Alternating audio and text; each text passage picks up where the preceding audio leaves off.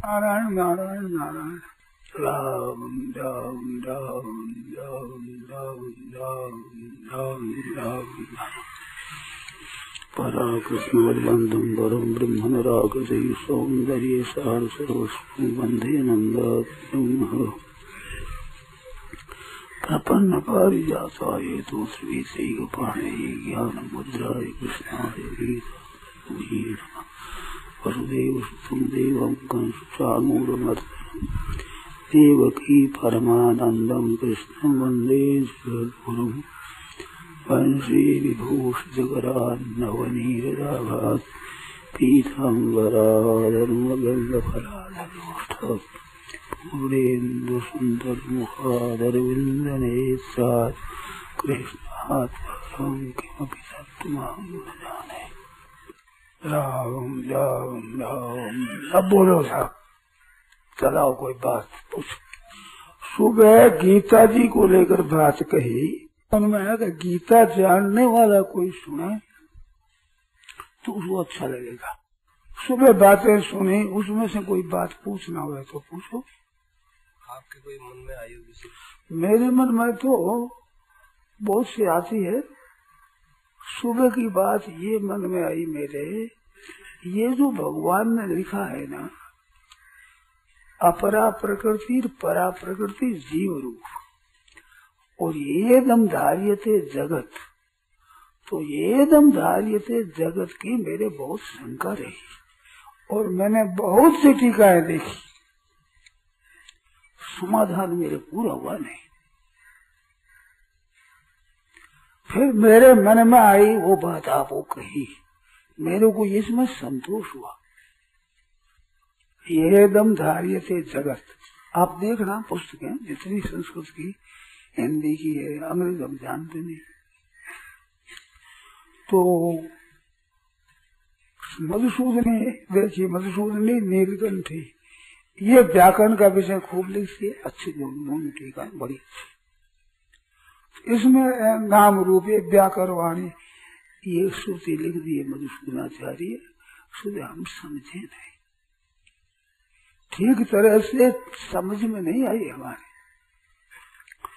और अब भी ये ठेका नहीं लेता हूँ, मैं समझ गया हूँ, परंतु मेरे को अच्छा लगता है, हमारे संतोष होता। वो शुभ अर्थ बताया जिसमें खास मेरे बताने की बात थी, ये एक बताता हूँ अलग करके।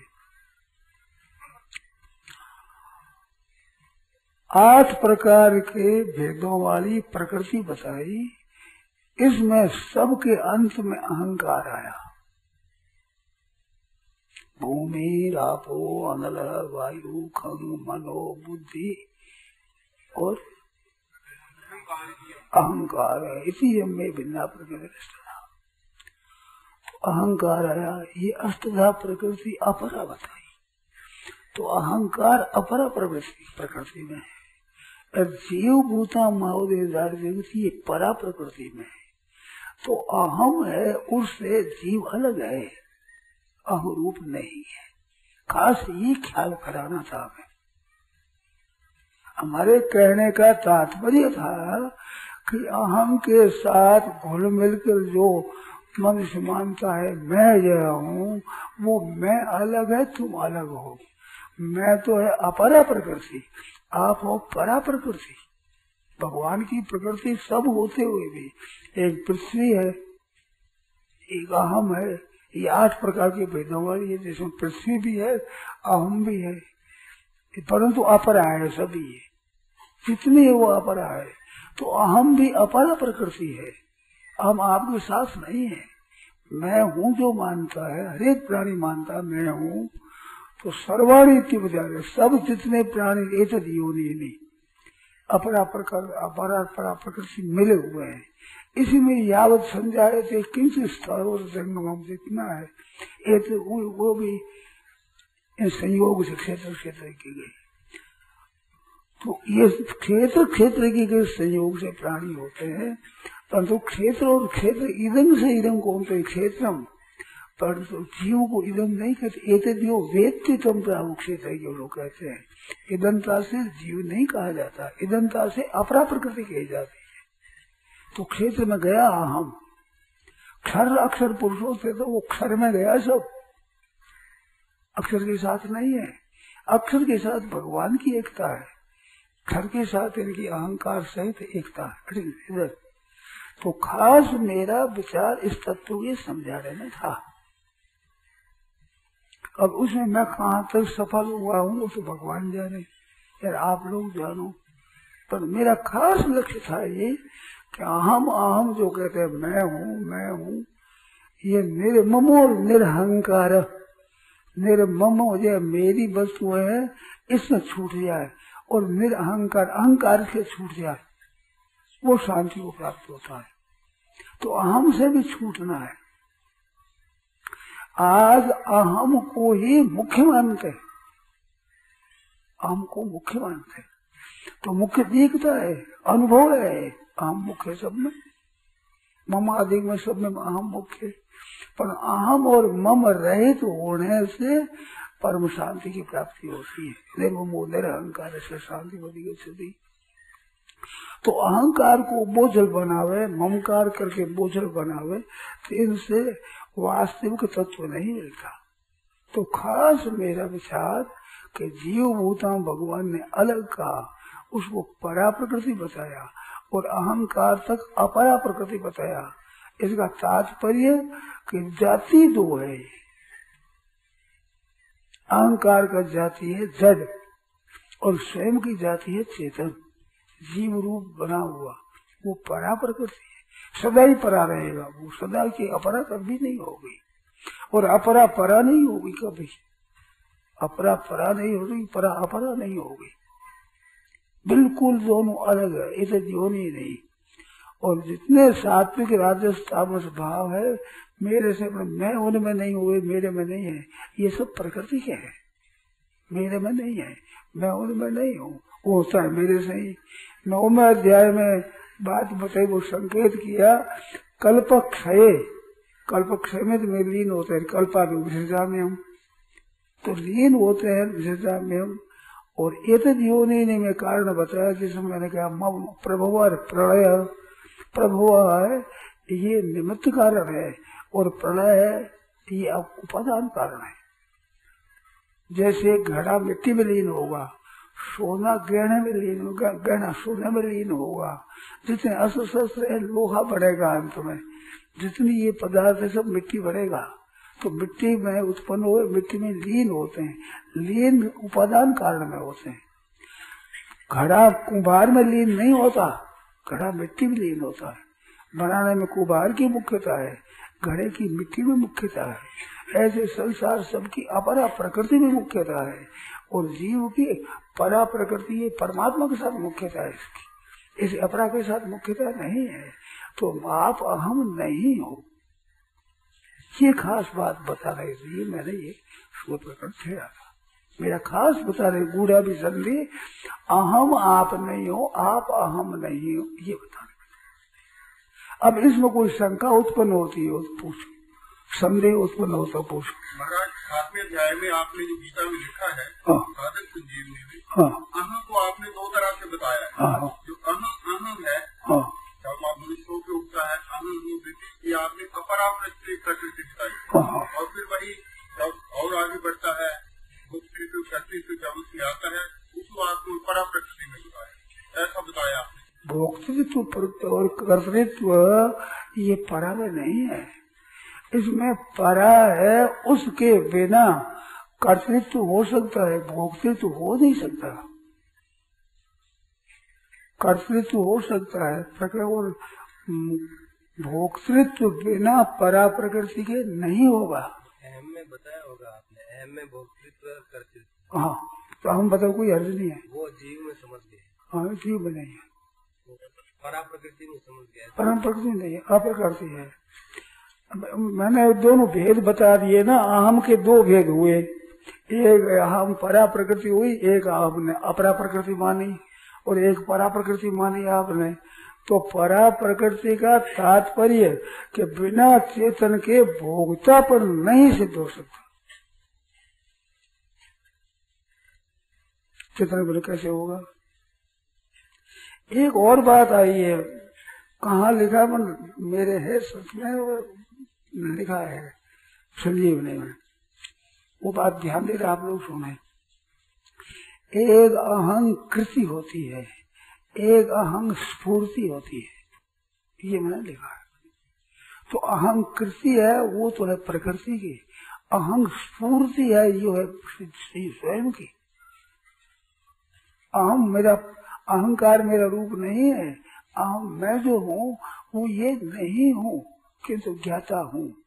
ऐसी जो स्फूर्ति एकदम साफ ही हो जाए, जैसे सूर्योदय में प्रकाश हो जाए, जैसे आदेश हो जाए, वो अहम स्फूर्ति है, वो वृत्ति नहीं है, ये अहंकृति नहीं है। अहंकृति और अहम वृत्ति अलग है। इनसे अलग जो अहं का वास्तविक स्वरूप है, उस तरफ जो बोध हो जाए उसको कहते हैं अहं स्फूर्ति। तो अहं स्फूर्ति और अहम वृत्ति दो बताया है। तो अहम में दो भेद बताए, परंतु अहम की जहाँ स्फूर्ति होगी वो अहम बच जाएगा, अहं का अभाव हो जाएगा, स्वरूप रह जाएगा। इसमें बुद्धि यही है कि कर्तापन में तो भगवान ने प्रकृति पर जोर दिया है। गीता पढ़े हुए विशेषता से ध्यान दे, दूसरे आदमी ध्यान दे तो फायदा है, पर तो गीता पढ़े हुए विशेष है। प्रकृत्यैव कर्माणि क्रियमाणानि, कर्म जितने प्रकृति के द्वारा ही होता है। प्रकृति गुण ही कर्माणि सर्वस्व, प्रकृति के गुणों के द्वारा होता है। और गुणा गुणेषु वर्तन्ते, तो गुण ही करता है, वन गुणों में वर्ताव करता है, प्रकृति ही करता है।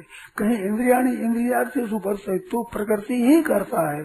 कर्तापन स्वयं में नहीं बताया है भगवान ने। कार्य कर्ण करते थे तो प्रकृति ही।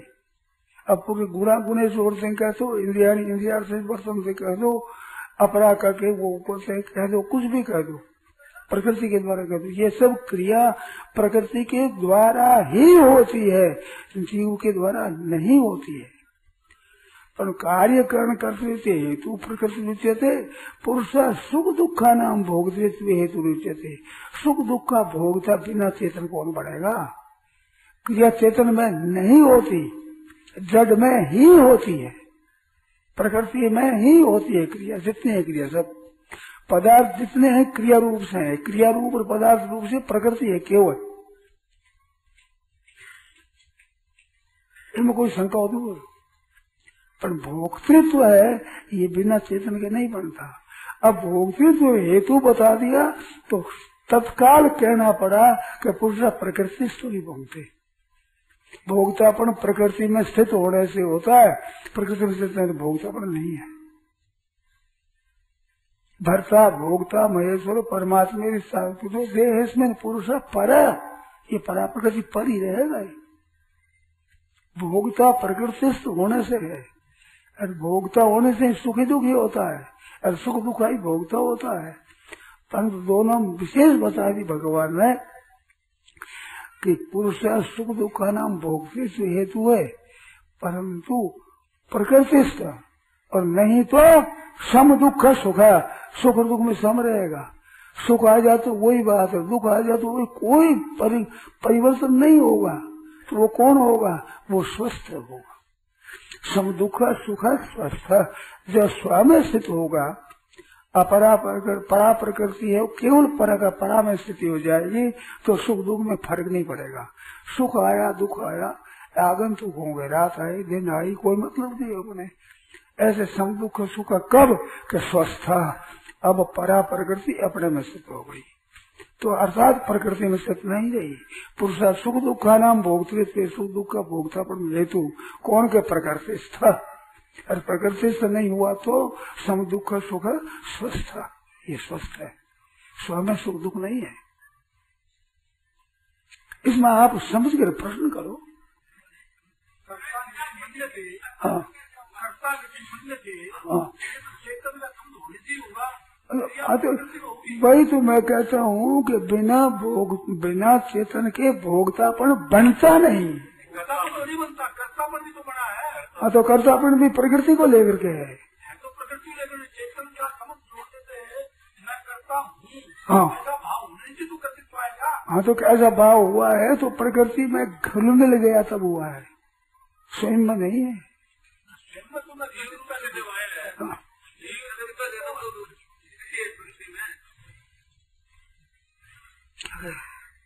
जब जीव है तब तो उसकी प्रकृति में स्थिति है। हाँ जीव तो है, पर जीव भूतम कहा, जीव भूत सनातन, जीव बना हुआ है, जीव है नहीं। तुम जो गया ममे वांसो जीव लोके जीव भूता अपरे में इतस्तन्या प्रकृति विद्या विद्धि में पराम जीव भूतम। स्वामी जी इसी श्लोक की व्याख्या में आपने साधक की जीवनी में लिखा है कि जीव को परा प्रकृति नहीं कह सकते, जीव चेतन है, तो आपने लिखा है। उसको क्यों परा प्रकृति कहा? तो उसने अपरा प्रकृति को अपने में ममत्व कर लिया, अपना मान लिया, इसको आपने उसको परा प्रकृति जीव को कह दिया, ऐसा आपने लिखा है। हाँ तो वो बात ठीक है, वो लिखा है, उसका अर्थ अभी कहता हूँ वही अर्थ है। परा प्रकृति कहने का तात्पर्य भगवत स्वरूप है, वो इस जाति की नहीं है, उसकी जाति भगवान के साथ है। इस वास्ते वास्तव में इसका स्वरूप भगवान से अलग नहीं है। इसको मैंने नित्य योग कहा है, परमात्मा के साथ नित्य योग है। अज्ञान से अज्ञान अवस्था में भी ना तो इससे भगवान अलग हुए, ना भगवान से ये अलग हुआ है, ये नित्य योग है। गीता उसको योग कहती है, नित्य योग को। तम विद्या दुख संयोग वियोगम योग संगीतम। तो दुख संयोग है, दुख संयोग क्या है? अहं के साथ है दुख, ये मिलते ही नित्य योग है। तो इन बातों को आप समझ लो, फिर संदेह नहीं पड़ेगा। संदेह हो तो बोलो। महाराज जी जो किशोराम जी प्रश्न क्यों ना आपको ये समझ मेरे आए हो जैसे चेतन का संबंध बिना प्रकृति में जो कर्तृत्व है, क्रिया तो है प्रकृति में, पर कर्तृत्व चेतन का संबंध बिना कर्तृत्व ये बात। हाँ तो कर्तृत्व ठीक है, तो वह मैं कर्तृत्व के बीच में मुख्यता चेतन की नहीं है, जड़ की है। तो मतलब समझ तो भोगता पड़ेगा कैसे? कहते हुए भी क्रिया में जड़ की प्रधानता रहेगी करने में।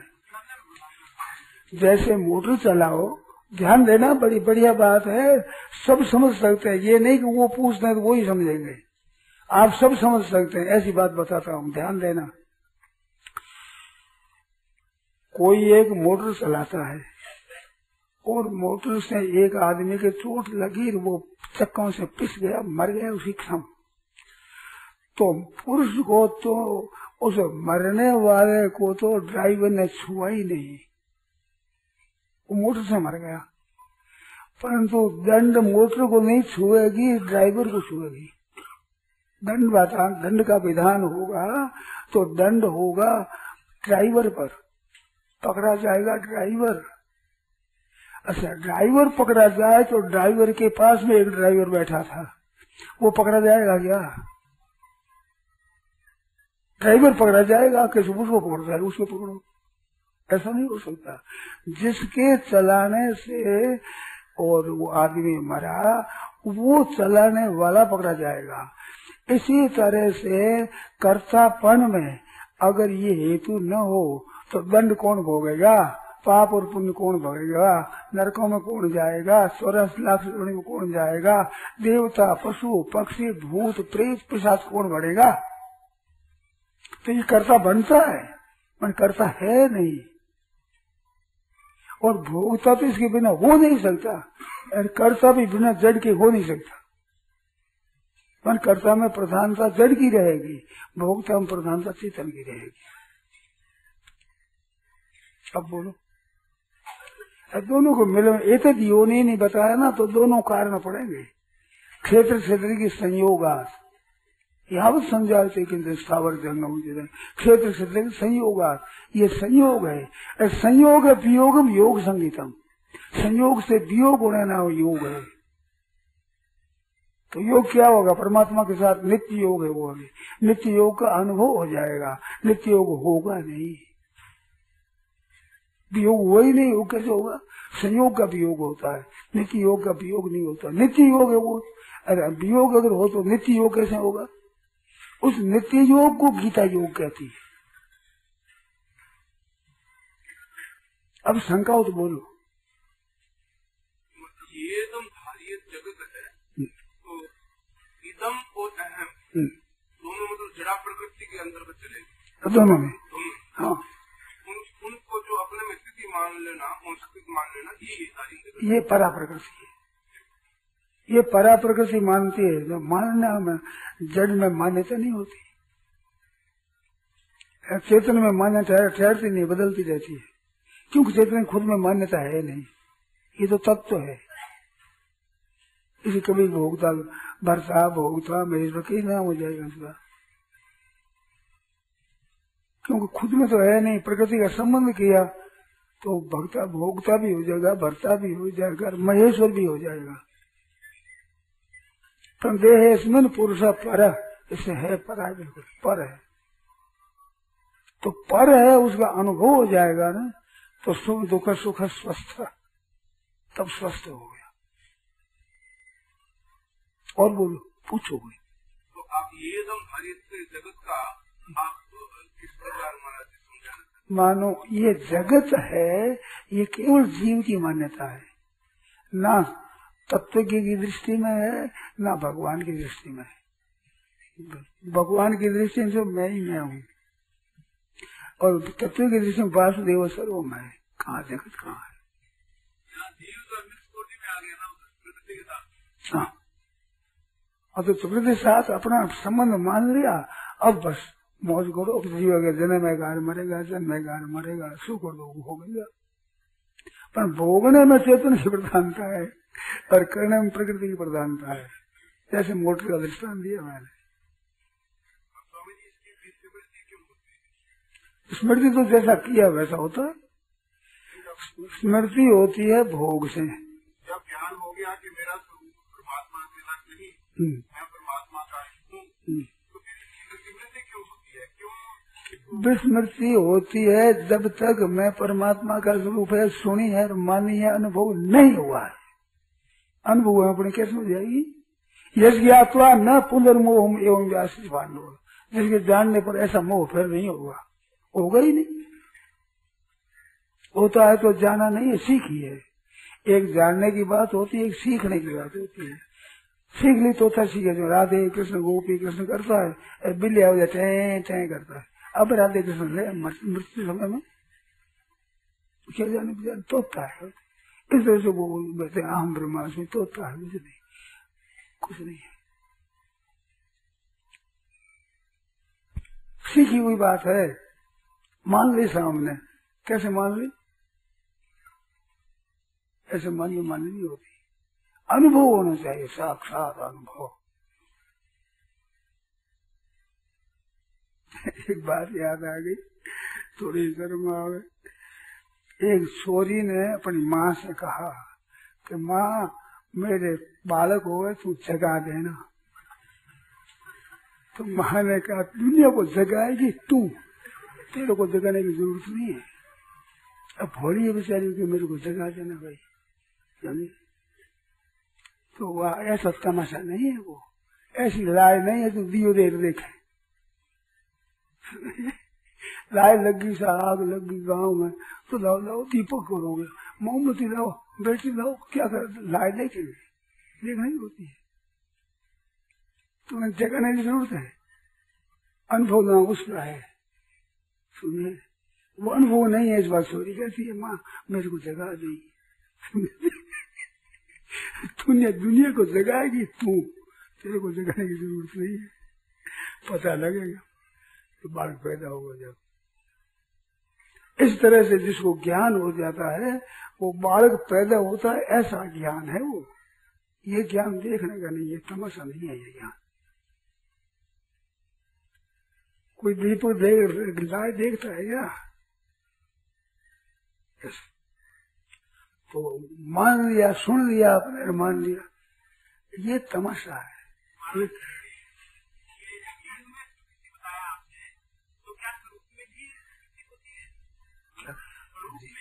शुरू में विस्मृति नहीं होती, विस्मृति उसी में होती है। हाँ, स्वीकृति तो बिना चेतन कौन करेगा, आप बताओ।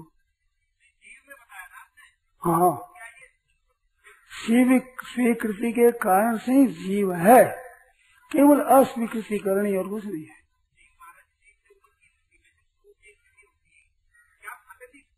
स्वीकार करना रहता है क्या? ना, स्वरूप में स्वीकार नहीं होगा, स्वीकार अस्वीकार नहीं है। स्वरूप में स्थिति करनी हो तो इसको अस्वीकृत कर लो, स्वरूप में स्थिति हो जाएगी। जो स्वीकार किया है आपने उसमें अस्वीकृति हो जाए सर्वथा तो स्वरूप स्थिति हो जाएगी, सतही स्वभाव करनी नहीं पड़ेगी।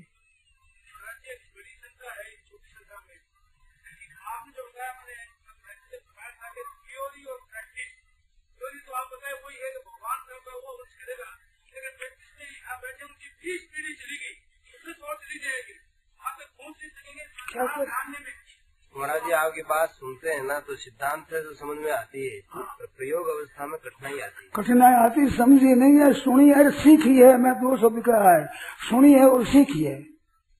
यदि कठिनाई होगी सीखी हुई बात कैसे काम आ गई? तोते का दृष्टांत दिया मैंने, अब राधे कृष्ण गोपी कृष्ण कर और टह टह करेगा, तोता की तरह है, तोते की तरह।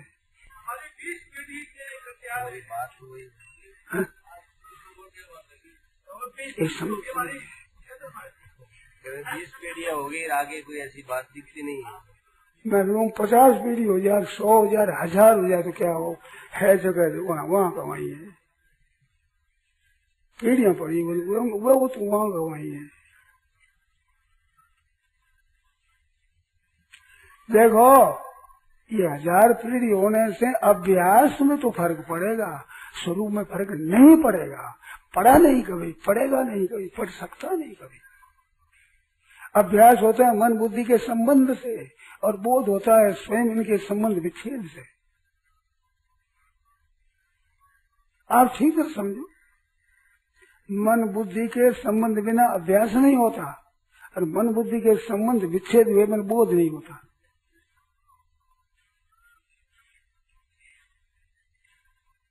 बोध अभ्यास यही तो रही है ना। 1000 पीढ़ी हो जाए बने, क्या हुआ? कुछ नहीं। पढ़कर पंडित हुआ, चारों वेदों को 6 शास्त्रों को जान लेते क्या हो जाएगा? एक अभिमान और भर जाएगा नया, मैं पढ़ा लिखा हूँ, एक बैम और पड़ जाएगा। पढ़े अपढ़े सारिखे, बरोबर है दोनों। पढ़े अपढ़े सारिखे, जो आत्म नहीं लख सिल शादी और चित्र खा दोनों डूबड़ पक। चित्र सिलाइया ही सुंदर लगेगी, अनघट तो अच्छा नहीं लगेगा, पर डूबने कोई फर्क नहीं है। बढ़िया से बढ़िया घड़ा डूब जाएगा, घड़ा कर किया और अनघड़ी को डूब जाएगा। तो पढ़े अपढ़े सारे के, जो आत्म नहीं लख सिर शादी चित्र था दोनों डूबन पक, दोनों डूबेगा। 1000 पीढ़ी हो जाती क्या होगा? कितना ग्रंथ लिख देते क्या होगा? जाना नहीं, तत्व नहीं जाना। और तत्व जानने के बाद में इधर उधर होते नहीं, इधर उधर होता तो तत्व जाना नहीं अभी। और बोलो, कोई बोलना होता।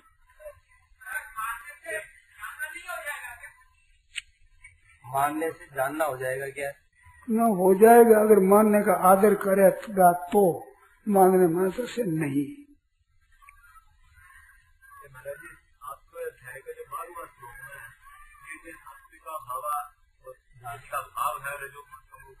इनमें न मैं, ये मेरे में है और मैं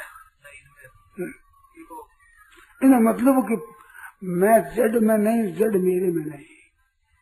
मतलब इतना ही है सूक्ष्मता से कि तीनों गुण है मेरे से ही उत्पन्न होते हैं। कि मैं अध्यक्षेण प्रकृति सोचते सचराचरम, भगवान की अध्यक्षता में प्रकृति पैदा करती है सरासर को। तो सात्विक राजस तामस है, सत्यों रजस में गुणा प्रकृति संभवा, प्रकृति से उत्पन्न होते हैं, परंतु प्रेरणा मेरी रहती है। उनमें मैं नहीं हूँ, वे मेरे में नहीं है। मेरे वो गुणों में ढूंढे तो मैं नहीं मिलूंगा, मेरे में गुण ढूंढे तो नहीं मिलेंगे। कार्य मेरे द्वारा सात्विक भी हो, राजस भी हो, तामस भी होगा, प्रकृति को लेकर के ना। संबंध भगवान की स्वतंत्रता में है। एक बढ़िया मोटर है और आप बढ़िया साइकिल है चलाते हो, और एक खराब हुई हुई मोटर है आप चलाते हो, उधर हो चला इधर करो ठीक तरह से। सबकी मोटर बिगड़ी हुई है, चलाते हैं किधर चलती किधर, और वो की मोटर सुधरी हुई है, जो चलाता है जो चलती है। स्वतंत्रता है, प्रकृति के ऊपर स्वतंत्रता है भगवान की, ज्ञानी महात्मा की। मुझे सब प्रकृति ज्ञान से होता नहीं, प्रकृति को प्राप्त है तो मोटर नहीं आपकी बन चले चला हूँ इस तरह करना चाहते और होता है। और अर्जुन ने कहा महाराज अनिच्छा न भी, हम नहीं चाहते फिर भी पाप का आचरण क्यों हो जाता है कि कामना है भी तो भाई, वो कामना प्रकृति के संग नहीं है, वो खराब देती है। और बोलो, खूब बोलो। ना गुणों में भगवान है ना भगवान में गुण है, परंतु सब गुणों में भगवान है। क्यों भगवान से कोई चल तो है ही नहीं, हुआ नहीं, होगा नहीं, हो ही नहीं सकता, तो व्यापक है। पर उनमें मैं तो मेरे में नहीं है, मेरे से होते सब गुणों में तद्रूपता भगवान की नहीं है। कार्य होंगे, सात्विक कार्य भगवान के द्वारा होगा, राजसी काम भगवान द्वारा होगा, तामसी काम महान हिंसा का काम, हत्या का काम भगवान के द्वारा होगा। तो क्रियाएं सात्विक राजताम सब हो गई, पर क्रियाओं में ना भगवान है ना भगवान में क्रिया है। कुर्बन न भी न लिखते थे, करता हुआ भी नहीं लिखता था, न तो रहते भी नहीं है। आप गीता भवन में रहते हो पर गीता भवन में नहीं हो, हरदम रहते हो गया गीता भवन में, आगंतुक हो, जो आगंतुक है क्रिया, भगवान जो हरदम रहते हैं। आप गीता भवन में रहते हो, अपने गीता भवन में नहीं रहते हो, अपने घरे रहते हो, याद आती है घर की। इतने बैठे हैं हमारी छोड़ कहते हैं, हमारी है ही नहीं, ये तो सुनने के लिए अपनी मानी, कहने के लिए मैंने मानी, अपनी छोड़ दी। खूब पूछो, जो संदेह हो जो पूछो।